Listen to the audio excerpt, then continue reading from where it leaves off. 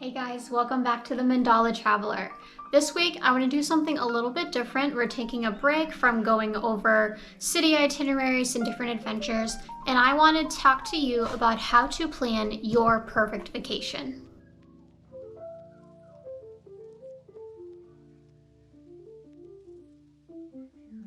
Alright, so we've taken quite a few trips over the years, and I've had a number of people ask me how we find places where we're gonna go, how we figure out what we're gonna do, how we budget, and things like that. And so today I'd like to just break it down for you so that the next time you have a trip coming up, you can make it absolutely perfect for you, what you're interested in, and the kind of budget that you have. First, you need to define your perfect vacation, and that could change trip by trip. Really what you're looking for here is what you need this vacation to accomplish for you. Now, if you've been having a really tough time at work, you may just need a trip where you can relax and lay on the beach and not do anything. But for other people, the perfect vacation may involve going to an amusement park or visiting museums. It may mean going to the Amazon and hiking or ziplining tours. So before you take any other step, make sure you write down and define exactly what you're looking for in this vacation, because that is going to guide you along the rest of this process. Now it's time to write down your overview. And I actually do recommend writing this down on a piece of paper so you can reference it as you plan your trip. But basically you're defining the overall parameters of your trip, including what your budget is, and you should have a budget, how many people are coming, how long you'll be gone. If you have specific dates, write those down as well, and also what kind of activities you're interested in doing. This overview is going to help you take a better look at exactly what you can afford to do, how many people need to be doing it, and just generally what the time frame is for you to get all of the fun stuff done that you want to do during your vacation. Step, you have to choose a location. Now you may have gone into this knowing I want to go to X, Y, or Z because my friends there are saw it on the internet, and that's great. But if you don't really know where you want to go or what kind of place would fit the parameters of the kind of vacation you've defined, I highly recommend using Google's Travel Explore tool. It is such an easy way to discover new places to go, and I'm going to walk you through that right now. So first off, just search Google Travel Explore, come down to this tab, and it's going to load a page for you. You can see it's already populated Norfolk for me because Google knows where I live, and I base my trips out of here. You can adjust how many people are coming on your trip, and you can put in a specific destination, but what I love about the Explore feature is that it will tell you the best places to go based off of the parameters you set. So you can see right here, I have it set for a 1-week trip in the next 6 months. I can put in specific dates to search. I could put in a specific month, a weekend, but we're just gonna do a 1-week trip here. And then coming down to filters, I'm gonna add a couple more adjustments. So I don't care about the stops on the flight right now. I'm gonna say flights only. I want places I can get to directly from the airport. I don't have to drive once I get there. And then we are gonna move the price down to about $500 per ticket max. That's plenty of money. And I'm not going to adjust any airlines right now. All right, so based off of these filters, you can see that it's already populated a list of places I can go for less than $500 round trip per person. 146 for New Orleans, 125 for Austin, San Diego 159. That's pretty great. All right, we even have some international options. If I zoom in down here, we got options for Mexico, Montego Bay, Cancun for $222.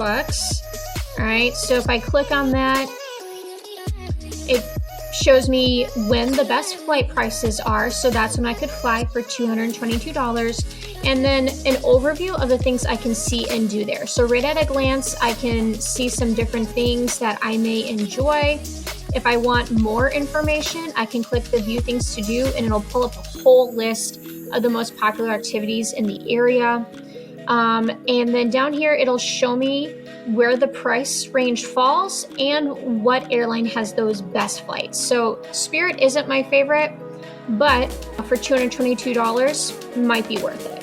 And then if I scroll down just a little bit earlier, it'll tell me what the average price range of a hotel is. So I know exactly that the flights and the hotel would fit into my budget. You can also search vacation rentals here, which is a pretty cool feature. And then you can dive deeper into the hotels if you want. And it'll even tell you information on when the best time to visit. Now that you have a location picked out, it's time to work on your budget.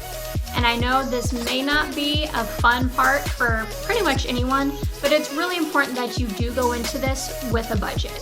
Otherwise, you may go crazy while you're spending and come home and realize you have to eat ramen noodles for the rest of the month. Or you may realize you were too stingy and you missed out on doing some stuff or buying some souvenirs that would have really made you happy. So it's really good to go over your budget now so that you have a realistic plan of how your trip's gonna look. All right, from here, you're gonna go ahead and break down that overall budget into different categories like travel, accommodations, food, and entertainment. You can even have a souvenir category. And what you wanna do is break that down into what you think is a reasonable number to spend on each of those categories for your entire trip. Now, this could vary based off of where you're going, but this does allow you to kind of split it up based off of what you want to prioritize. And then you have a number to kind of guide your research as you dive deeper into planning your vacation. Now, you don't want to just immediately start booking things.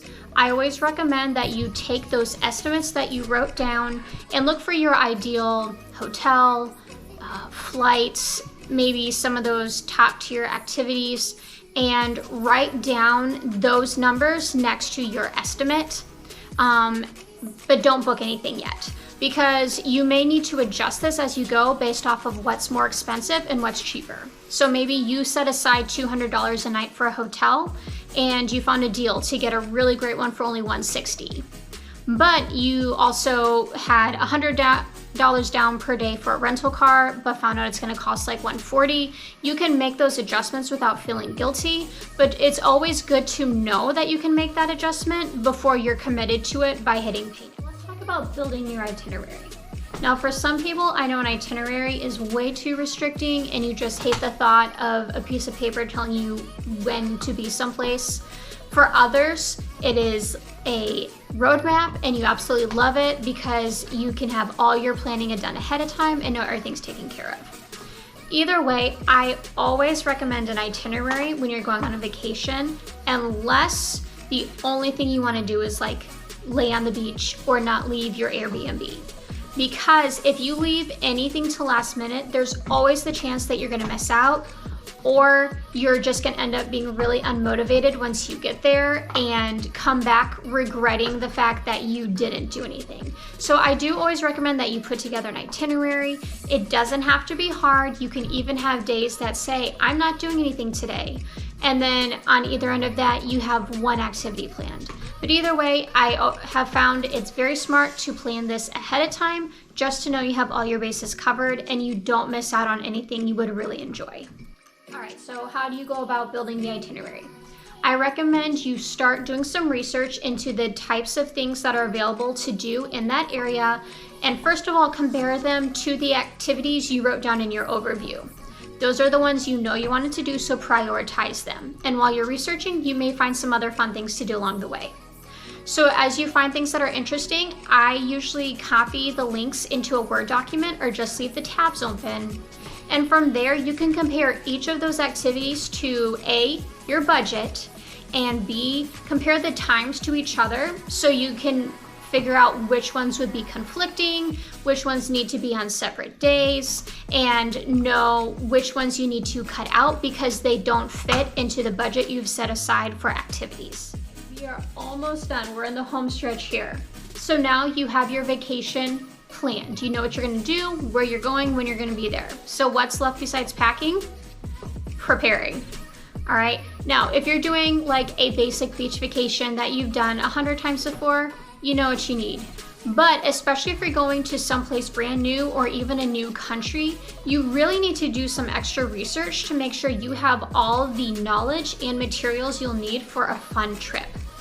So about a month or two before you leave for your trip, you should really start diving into things like the cultural differences, safety concerns like pickpocketing or actual crime, whether you can drink the water, if the driving rules are different, things like that that maybe you wouldn't think of at first, but as you do research, you realize you need it.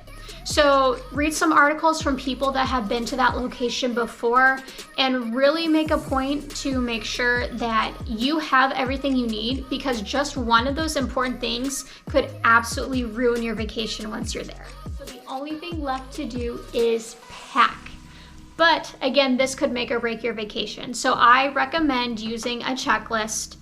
I like to write things down over the days and weeks before our vacation because I think of something new just about every day. Oh, I need to pack these batteries, or I can't forget, I need this new thing that I just bought. I have to find a good place to pack it. So I recommend keeping kind of a running checklist, as well as your standard one where you have your clothes, toiletries, health items, important documents, electronics, travel accessories, things like that. So make sure you have all those bases covered. And if you're like me and maybe you forget things when you're packing the night before, be sure to keep a list in the days leading up to the day you're actually going to pack. And that's how to plan the perfect vacation. Now, if all this sounds a little bit much, I do have something that can help you out. I've done this enough times that I actually went ahead and created the Perfect Travel Planner. It's a download you can purchase from my website that'll make the whole process 10 times easier. My travel planner has 22 pages of information you can use to plan the perfect vacation. It's got budget forms, it's got checklists that you can customize or just pre-made ones you can follow. It's got daily journal pages and itinerary pages broken down by the day and the hour, places to record your flights. It has it all. So you don't have to worry about anything being disorganized or missing a step. You can just follow each page and know that you're well on your way to having the perfect vacation. And for you fellow travel bloggers out there, I actually have something for you too. I built an add-on pack with 13 additional pages that are designed to help you look deeper into your vacations and write down all the important details so you can share them with your followers when you get back. There's all sorts of pages with insightful questions, pages where you can record information about the activities you do, the places you stay, bucket list pages, all sorts of things that will help you get all the important information together so you don't forget a thing when it's time to share it. That's all for me for today. If you want more information on how to plan the perfect vacation, you can check out my blog at www.cochranredding.com. I have a whole post committed to this, so you can read that if you don't want to watch the video again. In the meantime, if you enjoyed this video, please give it a thumbs up. It means so much to me to know that you liked it. And if you really liked it, I'd love if you would subscribe to the blog to see more videos from me in the future. Thanks a lot and happy travels.